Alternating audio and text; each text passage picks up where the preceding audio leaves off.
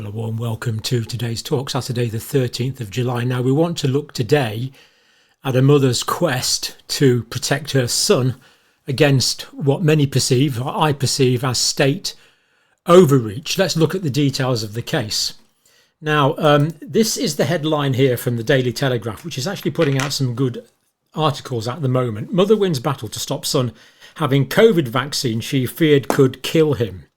So this child, well, young man, as we'll see, was at particular risk. Now, this could well be a landmark case. Now, in English law, things often go by precedent or precedent. So quite how this is going to set a precedent, I don't know, but I think it will do to some extent. So more on that when we know about it. But for now, Sarah, not a real name, Tom, not his real name, Sarah's Tom's mum, said this is a Kafkaesque nightmare that nearly bankrupted her. Now, to be quite honest, I was a bit vague as to what Kafkaesque meant, so I've checked it out, and it's not boring, it is really quite informative. Franz Kafka, 20th century novelist from Prague, Czech Republic, of course, German language. His writing fuses elements of realism and the fantastic. How could it be that the state could override a mother to order to have her child vaccinated? That is somewhat fantastic. So Kafkaesque does seem to fit, but there's more. Typically featured isolated protagonists facing bizarre or surrealistic predicaments and incomprehensible socio-bureaucratic powers. Socio-bureaucratic powers. So that's what Franz Kafka wrote about. And Mum really picked a good choice of words here, I think, a good description. So Tom's 24, he's got a rare heart condition, quite severe learning difficulties due to a chromosomal abnormality, unfortunately. Doctors and social workers demanded that he be injected for the greater good of society. Now, we don't vaccinate for the greater good of society. What went wrong here that they could think that? We vaccinate for the benefit of the individual. It looks to me like a lot of thinking got seriously skewed and cockeyed during this time period. Greater good of society. And now, of course, we know that the effect on transmission was minimal, if anything, only for a short period of time. Now, who are the experts involved in this case? Professor of paediatrics, Martin McCaffrey. Tom was more likely to suffer heart complications, such as myocarditis and pericarditis. So heart muscle, heart surrounding membranes, if given the mRNA vaccine. More likely to, in the professor's opinion.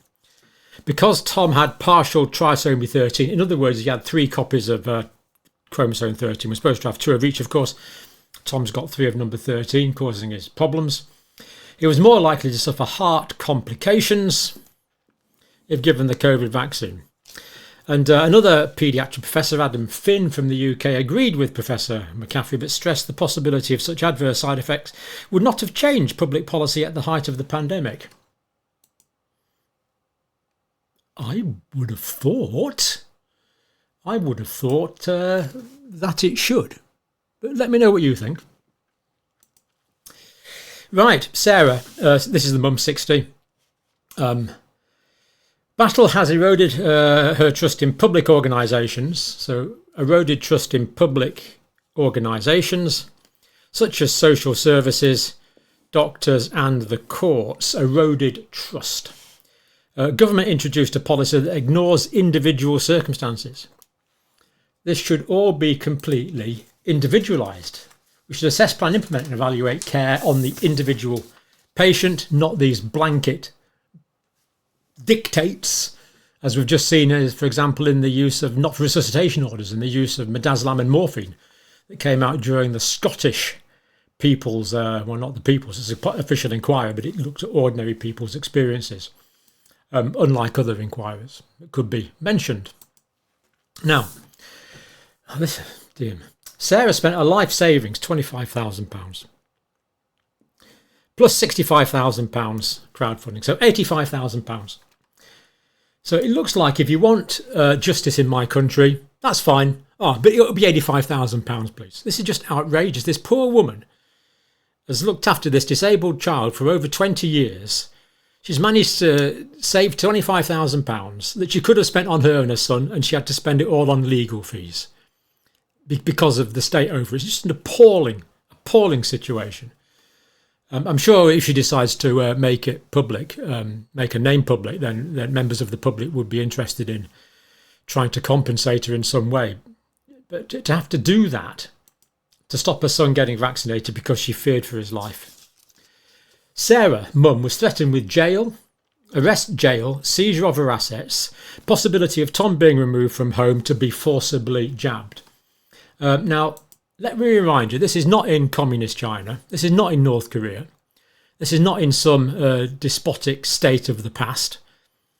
This is in the United Kingdom of Great Britain, Northern Ireland, in the 21st century. Hard to believe, but true, unfortunately. It has felt like a Kafkaesque nightmare because I was taking on the state that wouldn't budge. I went from being a loving mother and Tom's sole carer to a near criminal. I've been made to feel like a liar, a bad person, and a fanatic. I was wrongly accused of being anti-vaxxer, just for questioning whether this new gene therapy, because it's a genetic instruction, isn't it, was right for my son and his complex condition. To me, it was the state that was fanatical about its policy by bringing its might to bear upon me. The power of the state versus Sarah. Absolutely outrageous. Let's carry on with the story. Doctors, cardiologists, lawyers and social workers hid behind government's guidelines, which is just that, guidance, according to Sarah.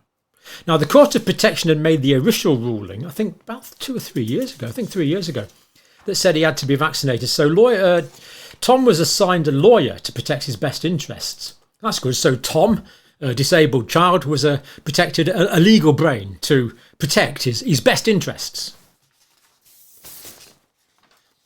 But lawyer and local integrated health board agreed with vaccination.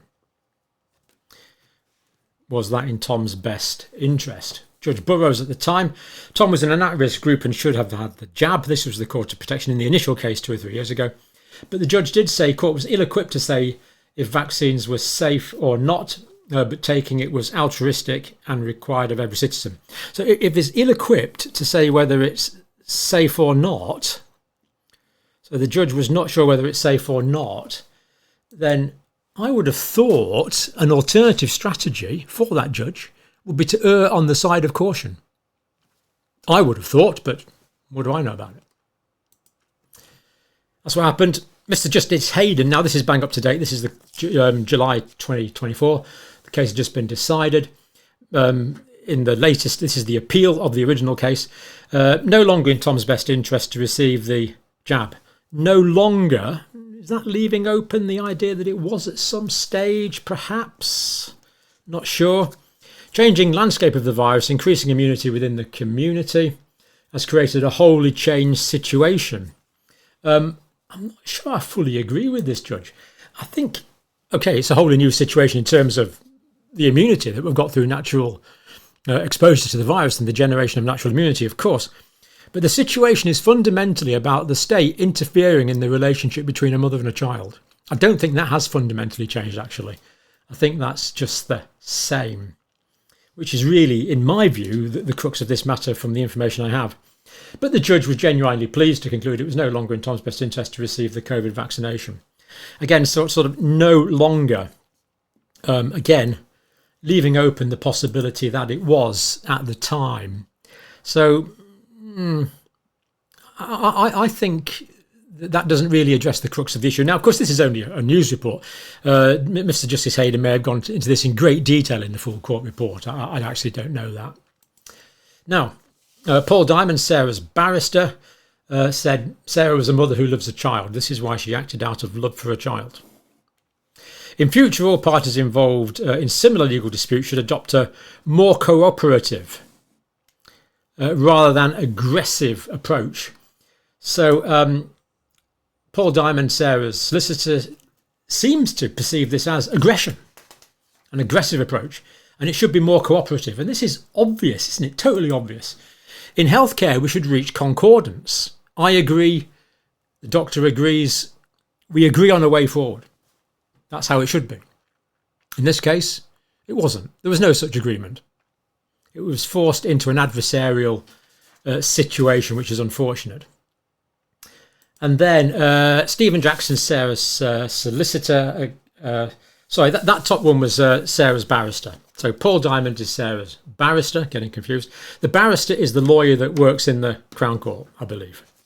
There's Sarah's solicitor. Stephen Jackson is Sarah's solicitor. Love and good decision making meant he is now a 24-year-old. Now, this is absolutely correct. Many children, unfortunately, with this kind of condition can die in infancy. But Sarah had known what he needs, acted in his best interest for these 20-odd years, and now all of a sudden, outsiders know better than mum.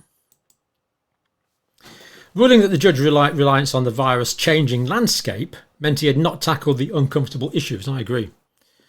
The uncomfortable issues of the state ordering a mother to do something she doesn't want to do to her child, to me, is the fundamental issue. Professor McCaffrey's findings were that the working assumption should be that individuals with trisomy, those who have 47 instead of 46 chromosomes, may be less able to cope with mRNA gene therapy technologies in the vaccine. And of course they are. It's a synthetic RNA with a synthetic base in it that is in these vaccines. More investigation is needed, of course, says Mr. Stephen Jackson, Sarah's solicitor. More investigation is needed, but anyone caring for those with trisomy conditions, such as Down syndrome, which is trisomy, Edwards syndrome, should be made aware of Professor McCaffrey's warning, which I would agree with. Yet the court and state and lawyers and medics who've never met Tom decided they should make decisions for him and denied his mother had any rights at all. Quite incredible. Mother had no rights. State overreach and attack on the family unit could not be clearer. State overreach and attack on the family unit.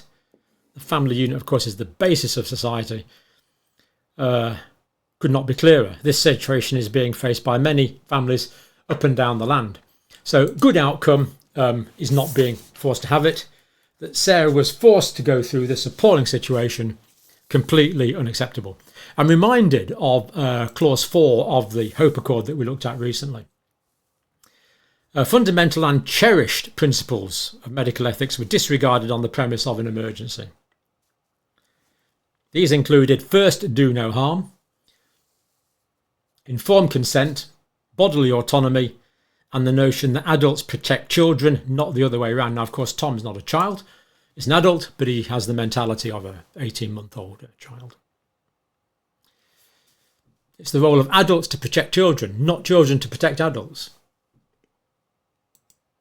in the view of the Hope Accord, which I would agree with. The precautionary principle was inverted. And we could go on with other aspects of the Hope Accord, but we've already looked at that in a previous video. So there we are, a victory for the English legal system. It only cost £85,000. It only cost one woman's entire life savings to protect her child from state overreach.